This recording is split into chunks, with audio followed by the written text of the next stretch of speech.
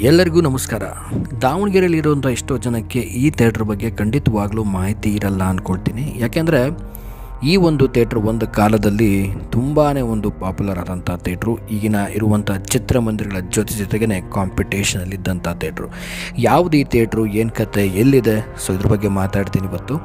So video ಕೊನೆವರೆಗೂ ನೋಡಿ, ತುಂಬ ಇಂಟ್ರೆಸ್ಟಿಂಗ್ ಆಗಿರುತ್ತೆ. ಸೊ ಈ ಒಂದು ಥಿಯೇಟ್ರನ್ನ ಮಾಹಿತಿ ಕೂಡ ನನಗೆ ಮೊನ್ನೆನೇ ಗೊತ್ತಾಗಿದ್ದು. ಸೊ ಹಾಗಾಗಿ ಶೂಟ್ ಮಾಡ್ತಾಯಿದ್ದೀನಿ. ದಯವಿಟ್ಟು ವಿಡಿಯೋನ ಕೊನೆವರೆಗೂ ನೋಡಿ.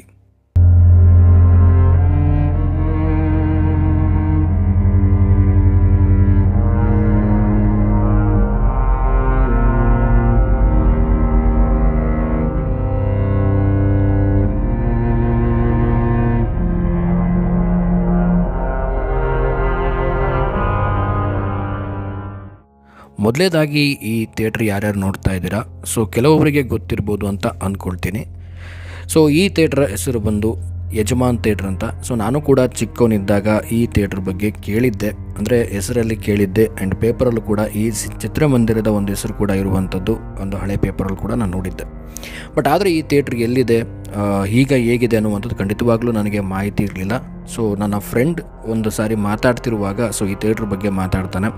ಸೊ ದಾವಣಗೆರೆಯಲ್ಲಿ ಯಜಮಾನ್ ಥಿಯೇಟ್ರ್ ಅಂತ ಇತ್ತು, ಸೊ ಈಗಲೂ ಕೂಡ ಹಾಗೇ ಇದೆ ಅಂತ ಅಂದರು. ಸೊ ಎಲ್ಲಿದೆ, ಏನು ಕತೆ ಅಂತ ನಾನು ಹುಡ್ಕೊಳ್ತಾ ಹೋದೆ. ಸೊ ಇದು ಲೊಕೇಟ್ ಆಗುವಂಥದ್ದು ಸೊ KTG ನಗರ, ಸೊ ನಿಯರ್ ಡೆಂಗೆ ಪಾರ್ಕ್ ಹತ್ರ ಬರುತ್ತೆ. ಸೊ ಈಗೇನು ನೋಡ್ತಾ ಇದ್ದೀರಾ, ಸೊ ಇದು ಟಿಕೆಟ್ ಕೌಂಟರು. ತುಂಬಾ ಹಳೇದಾದಂಥ ಥಿಯೇಟ್ರು. ಒಂದು ಕಾಲದಲ್ಲಿ ಈ ಥಿಯೇಟ್ರಲ್ಲಿ ರವಿಚಂದ್ರನ್ ಸರ್ ಅವರ ಸಿನಿಮಾ ಆಗಿರ್ಬೋದು, ವಿಷ್ಣುವರ್ಧನ್ ಸರ್ ಅವರ ಸಿನಿಮಾ ಆಗಿರ್ಬೋದು, ಸೊ ಪ್ರತಿಯೊಂದು ಸಿನಿಮಾಗಳನ್ನು ಶತದಿನೋತ್ಸವನ ಆಚರಿಸಿದಂಥ ಚಿತ್ರಮಂದಿರ ಇದು. ಸೊ ನೋಡಿದಾಗ ಒಂದು ರೀತಿಯಲ್ಲಿ ಖುಷಿ ಆಯಿತು, ಒಂದು ಕಡೆ ಬೇಜಾರು ಕೂಡ ನನಗಾಯಿತು. ಯಾಕೆಂತಂದರೆ ಈ ಒಂದು ಥಿಯೇಟ್ರನ್ನ ಒಂದು ಹಿಸ್ಟ್ರಿ ಹೇಳೋದಾಯಿತು ಅಂದರೆ 1992ರಲ್ಲಿ ಥಿಯೇಟ್ರ್ ಸ್ಟಾಪ್ ಆಯ್ತಂತೆ.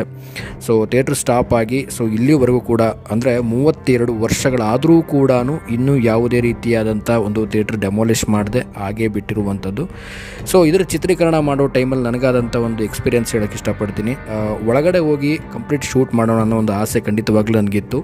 ಬಟ್ ಆದರೆ ಒಳಗಡೆ ಹೋಗಬೇಡಿ ಅಂತ ಅಕ್ಕಪಕ್ಕದವರು, ಒಂದು ವೆಲ್ಡಿಂಗ್ ಶಾಪ್ ಅವರು ಮತ್ತು ಕೆಲವೊಬ್ಬರು ಗ್ಯಾರೇಜ್ ಅವರು ಕೂಡ ಹೇಳಿದ್ರು, ತುಂಬ ಇದರಲ್ಲಿ ಹಾವು ಹಾಗೆ ಏನಾದರೂ ಇದ್ದರೆ ತುಂಬ ಕಷ್ಟ, ಹೊರಗಡೆಯಿಂದ ಶೂಟ್ ಮಾಡ್ಕೊಳ್ಳಿ ಅಂತ ಅಂದರು. ಸೊ ವಾಟ್ ಎವರ್ ಏನೇ ಇದ್ದರೂ ಕೂಡ ಈ ಚಿತ್ರಮಂದಿರ ನೋಡಿದಾಗ ನಾನು ನಿಜವಾಗ್ಲೂ ತುಂಬಾ ಒಂದು ವಿಂಟೇಜ್ ಒಂದು ಹಳೆಯ ಚಿತ್ರಮಂದಿರ ನೋಡಿದಾಗಾಯಿತು. ಸೊ ಯಜಮಾನ ಚಿತ್ರಮಂದಿರ ದಾವಣಗೆರೆ ಅಂದಿನ ಕಾಲದಲ್ಲೇ ಒಂದು ಅತ್ಯಂತ ದೊಡ್ಡ ಚಿತ್ರಮಂದಿರ ಅಂತಲೇ ಹೇಳ್ಬೋದು. ನೋಡಿ, ಸುಮಾರು 1992ರಿಂದ ಇಲ್ಲಿವರೆಗೂ ಅಂದರೆ 2024ವರೆಗೂ ಕೂಡ ಸಿನಿಮಾ ಮಂದಿರ ಹೀಗೆ ಇದೆ ಅಂದರೆ ನಿಜವಾಗ್ಲೂ ಅಚ್ಚರಿ ಪಡುವಂಥ ವಿಷಯ.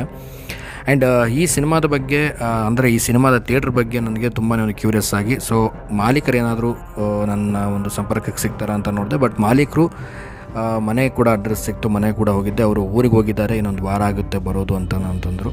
ಬಟ್ ಅಲ್ಲಿಂದ ನಾನು ಮತ್ತೆ ಥಿಯೇಟ್ರ್ ಕಡೆ ಬಂದು ಕೆಲವೊಂದು ಶೂಟ್ಸ್ಗಳನ್ನು ಕೆಲವರು ಮನೆ ಮೇಲೆ ಹತ್ತಿ ಶೂಟ್ ಮಾಡೋಕ್ಕೆ ಪರ್ಮಿಷನ್ ತೊಗೊಂಡೆ. ಒಳಗಡೆ ಹೋಗಿ ಶೂಟ್ ಮಾಡಬೇಕಾಗಿತ್ತು. ಕೆಲವೊಬ್ಬರು ಸಜೆಸ್ಟ್ ಮಾಡಿದ್ರಿಂದ ಒಳಗಡೆ ಹೋಗಬೇಡಿ, ತುಂಬ ಹಳೇದಿದೆ, ಏನಾದರೂ ಹೆಚ್ಚು ಕಮ್ಮಿ ಆದರೆ ಕಷ್ಟ ಅಂತ ಅಂದರು. ಸೊ ಹಾಗಾಗಿ ಹೊರಗಡೆಯಿಂದನೇ ಶೂಟ್ ಮಾಡಿದೆ. ಓವರಾಲ್ ಈ ಒಂದು ಚಿತ್ರಮಂದಿರ ನೋಡಿ ನನಗೆ ತುಂಬ ಖುಷಿ ಆಯಿತು. ಚಿತ್ರಮಂದಿರದ ಹೆಸರನ್ನ ನಾನು ಕೂಡ ಕೇಳಿದ್ದೆ, ಬಟ್ ಸಿನಿಮಾ ಚಿತ್ರಮಂದಿರ ನೋಡಿರಲಿಲ್ಲ.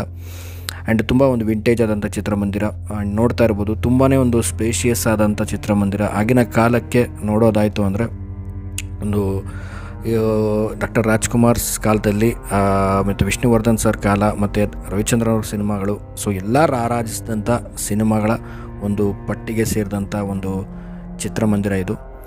ಅದ್ಭುತವಾದಂಥ ಚಿತ್ರಮಂದಿರ, ಅದ್ಭುತವಾಗಿ ಎಲ್ಲರಿಗೂ ಮನೋರಂಜನೆ ನೀಡಿದಂಥ ಚಿತ್ರಮಂದಿರ ಈಗ ಒಂದು ರೀತಿಯಲ್ಲಿ ಮೌನವಾಗಿ ಕುಳಿತಿದೆ ಅಂತ ಹೇಳ್ಬೋದು. ಬಟ್ ಒಟ್ಟಾರೆ ಏನೇ ಆದರೂ ಒಂದು ವಿಂಟೇಜ್ ಚಿತ್ರಮಂದಿರ ನೋಡಿದ ಖುಷಿ ನನಗೆ ಸಿಕ್ತು. ಸೊ ಮುಂದಿನ ವಿಡಿಯೋದಲ್ಲಿ ಸಿಗೋಣ. ಆ್ಯಂಡ್ ಈ ಚಿತ್ರಮಂದಿರದ ಬಗ್ಗೆ ನಿಮಗೆ ಏನಾದರೂ ಗೊತ್ತಿರೋ ಕಾಮೆಂಟ್ ಮಾಡಿ ತಿಳಿಸಿ ಅಂತ ಹೇಳ್ತಾ ವಿಡಿಯೋ ಮುಗಿಸ್ತಾ ಇದ್ದೀನಿ. ನಮಸ್ಕಾರ.